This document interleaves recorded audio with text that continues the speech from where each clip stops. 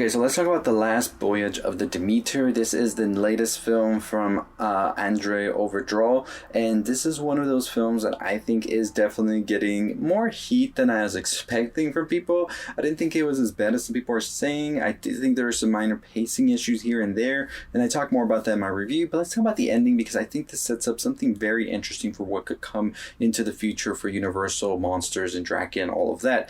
As you know, this movie is based on a chapter from the Dracula book that was written by Bram Stoker, and I do think that they are going to try and follow more of that book in the upcoming sequel. If this does well at the box office, that's the big question, right? This movie has been in development hell for the past 20 years so far, so it was definitely time to see it, and I thought it was decent, honestly. So let's get into the story and its ending. Pretty much what you follow here is a crew of people who are being stalked by Dracula, but before we get into that, I do want to ask you to subscribe and hit that notification bell. We are on the road to 30,000 subscribers. At 28,000, we are announcing a giveaway winner. So if you don't want to miss out on that, make sure you're subscribed and commenting below you want to enter the giveaway. But let's get right into the ending and all of that. So you follow this crew of people who are taking this boat, and they are going to deliver some crates and all of this. One of the first members of the crew, however, when they're uploading the crates and stuff onto the boat, is like, I don't want anything to do with this, after they see a symbol of a dragon which they associate with evil and all of that. And of course that should have been your telltale sign that this was Dracula. In hindsight, right, you think that, but of course in those times and everything, they weren't really thinking about that. These men just needed money, they needed to have some sort of stability, and they're going to take whatever job they needed to. So we pretty much see that once they're full out onto the Voyage, they are then greeted by none other than the Dark Lord himself, Count Dracula. And we see that Dracula starts to pick them one by one, even the child at a point, and one of the men also finds a woman that was stuck in a crate, and apparently Dracula was going to use her to feed on while the whole trip happened, and just take nibbles here and there as he tried to sort of keep alive by drinking a little blood, just a little bit, just to keep him alive. But now he has a full range to all of these men on this boat, and he is just picking them off one by one. Eventually we are left with barely a crew now, and we see that Dracula has turned some men into minions and also just caused a lot of despair throughout. The woman tries to help the crew as well, but eventually they are like, we just gotta have one plan, we gotta do it, we have one day before we arrive to London, we can't let Dracula go out there and just terrorize all of London like they did to Romania, we have to put an end to it. So they devise a plan in order to kill Dracula, and it looks like everything just falls apart as they realize this is more of a formidable foe than they expected. One of the men, who is played by Corey Hawkins, is able to sort of escape with the woman at the end while everybody else has already perished, and it seems they have trapped Dracula with this like big wooden oar that just gets stuck to Dracula and has him crashing with the boat and everything. But as we see in a little quick scene, Dracula is able to free themselves right before everything crashes and people come to the boat, and it seems that Dracula has now made it to London. What we realize then is that the woman was actually bit at a point and has become sort of a minion as well to Dracula, and thus becoming sort of a vampire. So when the sun begins to rise, the woman decides to just like pretty much go off into the sunset and burn, as we saw somebody else had done so in the movie prior.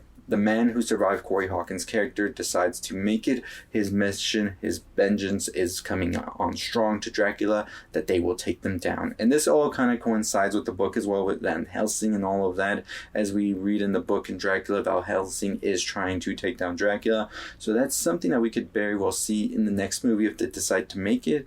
We do know that Dracula also survived because we see Dracula at the end of the movie as well, sort of dressed up in this like very nice outfit and all of that, and he is stalking the man as well because he knows the man is stalking him, and it kind of becomes sort of a game of sorts, it looks like, for Count Dracula, who is pretty much saying like, you want to come bring me down, bring it. And we are pretty much going to see this happening. I think it was such an interesting progression for this character, because the character from the beginning was sort of attached to science and didn't want to believe in fantasy or something of a blood-sucking creature, demon, all of that, because they were so tied down to its science. It has to be science, rational explanation, all of this. But now it seems that Dracula has become this sort of anomaly in his life, and he has to bring it down because it's sort of taking everything he knew and sort of thought about back into the what if everything I thought was wrong and we're actually living in something else that I can't entirely explain. So I think this is why we see this obsession at the end of the movie for this character, and that they need to bring Dracula down, especially after all the havoc and all of the pain that Dracula has brought on to everybody as they killed the whole crew and everything. So this is definitely the part one, the opening, if you will, to these monsters, I feel, for Universal. I think Universal has been trying for so long to bring these monsters to life. We saw it happen back in the day when they tried with the Mummy, and then they did the Invisible Man, and I don't know if they want to ever do a shared universe of sorts again, or try to go down that route. It didn't really work out back then with the Tom Cruise The Mummy movie. I don't know if it will work out if they try to do it now. I mean, self-contained stories might just be the way to go. Each monster has their own story and it just stays with them. It doesn't try to branch out into this league of monsters of sorts, sort of like we saw with that movie with Dracula, and I forget the actor's name, but he was in the Fast and Furious movies as well. But they tried with that as well to sort of start this universe of sorts, and it just didn't go anywhere. So I'm very curious to see what exactly Universal's plan is right now, because we just had 2 Dracula movies this year with Renfield as well as with The Last Voyage, Bon Voyage. But we'll see what happens with that. But I think that it definitely sets up a great premise to have Dracula sort of be now this sort of character that is still in the early 1900s, and follow the progression as they are being hunted by these hunters, if they introduce other hunters as well to try and take down Dracula. I think that would be a very interesting premise for a movie, just this group of vampire hunters. But we'll see what happens. We'll see. We don't know. We have to wait for the box office. We have to wait for the reception, which has been kind of cold, to tell you the truth, for the last Voyage of the Demeter, as I told you in the beginning of the video.